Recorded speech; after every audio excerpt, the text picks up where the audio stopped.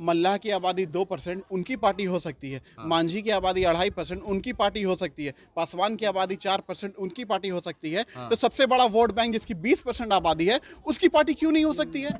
ये लोग तो दगा करते हैं हमारे साथ, ये तो दगा करते हैं। ये सिर्फ मुसलमान को डरा करके, धमका करके वोट लेना जानते हैं। और देख, मुसलमान को तो भय दिखाते हैं बीजेपी का। असल में सब के सब बीजेपी से मिले हैं। लालू यादव ने जब 90 में सरकार बनाया था तो 34 विधायक बीजेपी के साथ थे। और आज जब ओवैसी साहब ने 2020 में 5 सीट जीती बिहार में, तो 4 को तोड़ लिए। तो अपना ही मतलब मुसलमान ही उनको खटकता है ना। अच्छा, मुसलमान को तोड़ने के लिए, उनको काटने के लिए 4 विधायक को खरीद लिया गया। मेरे पिताजी जेडीयू में थे, लेकिन बेबाकी से बोलने में कभी पीछे नहीं रहे। मंच पे भी विरोध किया है नीतीश जी का, जब अगर मुसलमानों के हक की बात हुई है। और नीतीश कुमार के पार्टी में रहते हुए यहाँ 78 दिन आंदोलन किया CNRC का, क्योंकि नीतीश कुमार की पार्टी ने समर्थन कर दिया था।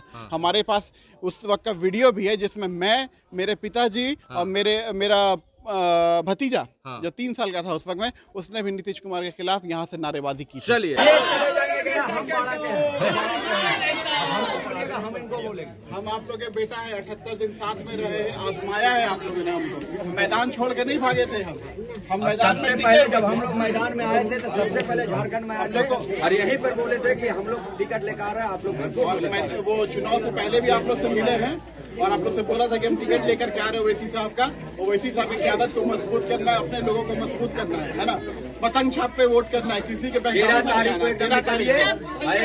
तो देखिए, बेलागंज में है हम और बेलागंज में चुनाव प्रचार प्रसार शुरू हो चुका है और यहाँ पर 4 लोग मैदान में उतरे हुए, जिनके बीच कांटे की टक्कर है। एक तरफ आरजेडी, दूसरे तरफ जेडीयू के लोग, तीसरे तरफ प्रशांत किशोर और MIM। पतंग भी यहाँ पर खिलता हुआ नजर आ रहा है और MIM के कैंडिडेट साहब हमारे साथ मौजूद हैं। लॉ की पढ़ाई भी कर रहे हैं, अमेठी से पढ़ाई करके आए हैं।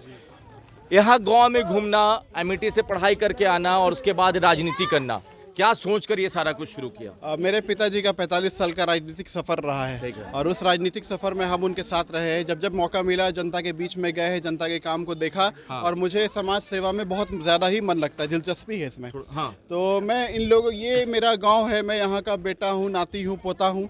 और इन लोगों ने मेरा भरपूर सपोर्ट किया था जब हमने CNRC का मुद्दा, जब देश में बवाल उठी थी, तो CNRC का मुद्दा को लेकर के हम इस गाँव में आए थे और यहाँ पे बेदारी मुहिम चलाई थी हमने, अवेयरनेस प्रोग्राम चलाया था।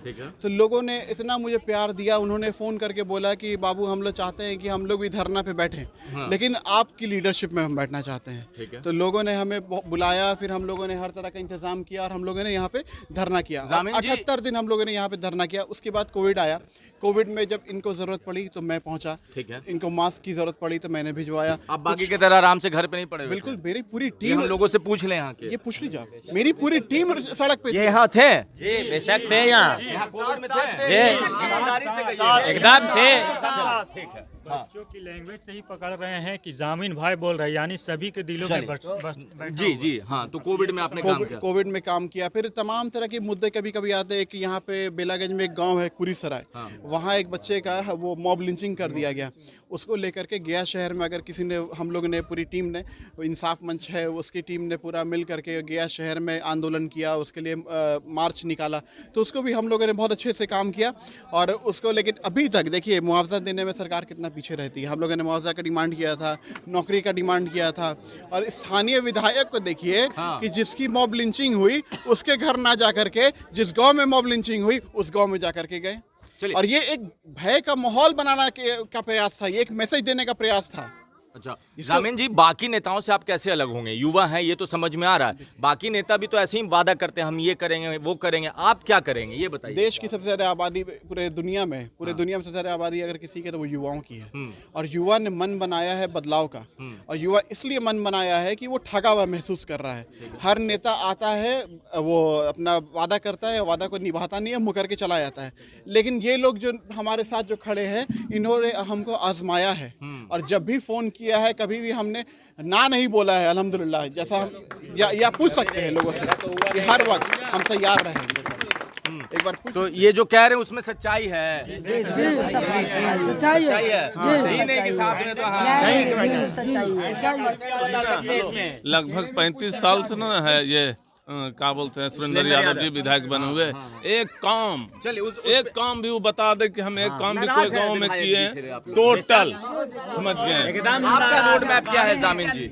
मेरा रोड मैप ये है कि जो भी काम नहीं हुआ है उसको लाइन पे लाना है। हर गांव को 4 टुकड़ों में बांट दिया गया है। अच्छा जी, हर गांव को, हर गांव में कहा जाता है, अब शब्द कहा जाता है लोगों के बारे में कि हम वहाँ ये पाले हुए हैं, वो पाले हुए हैं। ये चीज़ को ख़त्म करना है। हम भाई हैं, हम कंधा में कंधा मिला करके चलने वाले लोग हैं, हम एक सफ में खड़े होने वाले लोग हैं और हम उसी ठीक है, उसी चलिए। मुहिम के तहत निकले हैं कि हमको ठप्पा एकजुट लगा करना है है। आप लोगों पे, मतलब आपकी पार्टी पे, पर्सनल नहीं बोल रहे हम कि ये मुसलमानों की पार्टी है, ठीक है? सवाल पूरा ध्यान से सुन लीजिए।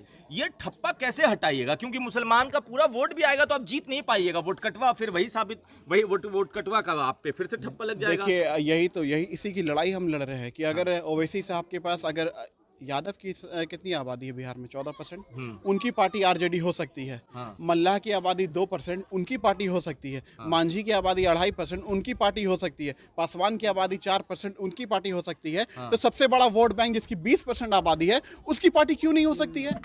ये लोग तो दगा करते हैं हमारे साथ, ये तो दगा करते हैं। ये सिर्फ मुसलमान को डरा करके, धमका करके वोट लेना जानते हैं और मुसलमान को तो भय दिखाते हैं बीजेपी का। असल में सब के सब बीजेपी से मिले हैं। लालू यादव ने जब 90 में सरकार बनाया था तो 34 विधायक बीजेपी के साथ थे, उनके साथ। ये लोग सब एक ही थाली के चट्टे बट्टे लोग हैं। और आज जब ओवैसी साहब ने 2020 में 5 सीट जीती बिहार में तो 4 को तोड़ लिए। तो अपना ही मतलब मुसलमान ही उनको खटकता है ना। अच्छा, मुसलमान को तोड़ने के लिए, उनको काटने के लिए 4 विधायक को खरीद लिया गया। ओके, एक आखिरी सवाल। आपके पिताजी जेडीयू में थे, नजदीकी थी नीतीश कुमार से, अब उन्हीं के पार्टी के नेता के अगेंस्ट में आप उतरे हैं। मेरे पिताजी जेडीयू में थे लेकिन बेबाकी से बोलने में कभी पीछे नहीं रहे। मंच पे भी विरोध किया है नीतीश जी का, जब अगर मुसलमानों के हक की बात हुई है। और नीतीश कुमार के पार्टी में रहते हुए यहाँ 78 दिन आंदोलन किया CNRC का, क्योंकि नीतीश कुमार की पार्टी ने समर्थन कर दिया था।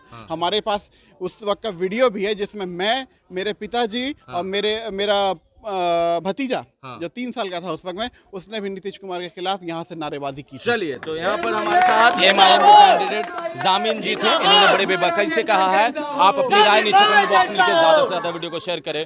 धन्यवाद।